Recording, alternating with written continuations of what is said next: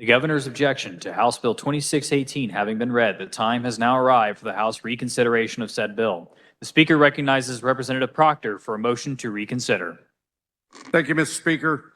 House Bill 2618 does two things. The first thing that it does is it clarifies the law we passed a couple years ago, making it a crime to impersonate an election officer. That law is currently being challenged in court because of its vagueness.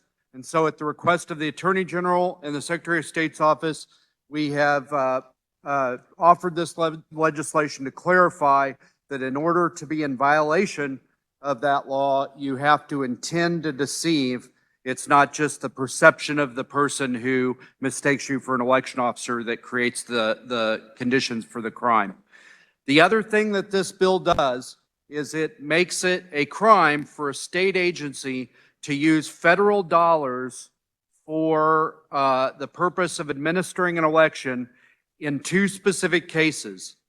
If that federal money is not authorized by Congress for that use, or if that federal money is not authorized by this body, the Kansas legislature, for that use.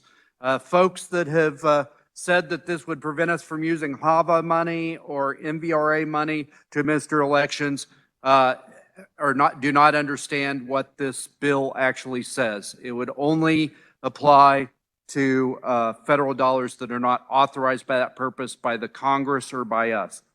So with that, Mr. Speaker, I move that notwithstanding the governor's veto of House Bill 2618, the bill be passed. Thank you, Mr. Speaker.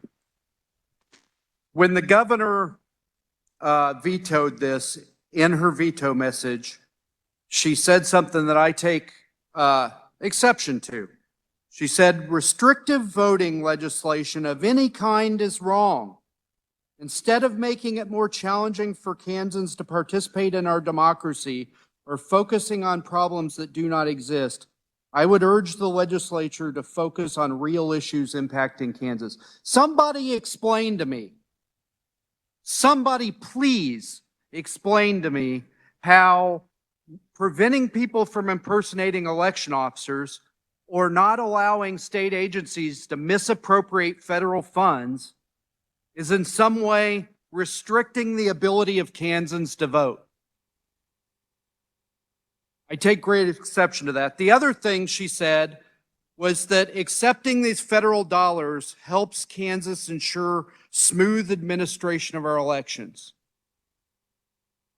Let's think really closely, just for a second, about what we're preventing the governor from doing with this bill.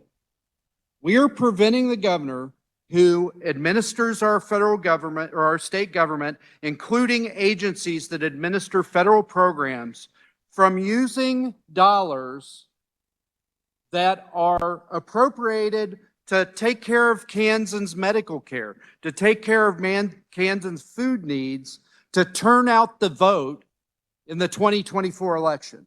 That's what this bill is intended to prevent the governor from doing. Why would she object that? Why would she want to do that? Why would she object to this bill? And why would the governor object to preventing people from impersonating election officers? Why would she object to us?